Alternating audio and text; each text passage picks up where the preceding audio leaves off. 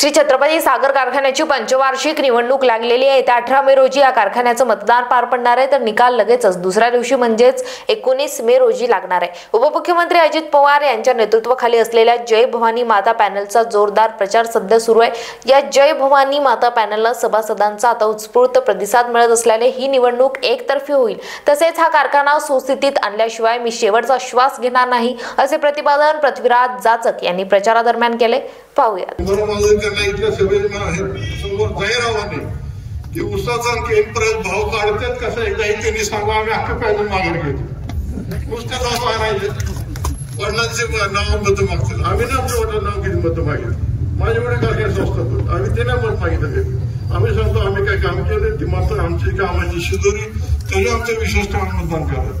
तुम्हाला खात्री निश्चितपणे आपण ह्यातून बाहेर पडू। दुसऱ्या 3 उमेदवार एका सांगितले, दुसऱ्यांनी गोळासाठी पैसे जमा केले, गुळ कारखाना झाला नाही।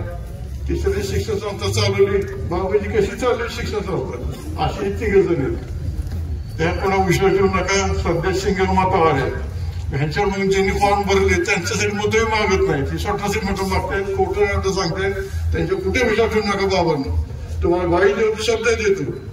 आता बँकेचं नाव भरले, आम्ही मदत करू एनसीडीएस कुठे बँकेची पीडीसीची मावा तुम्ही 10,000 बँक लागते कशाला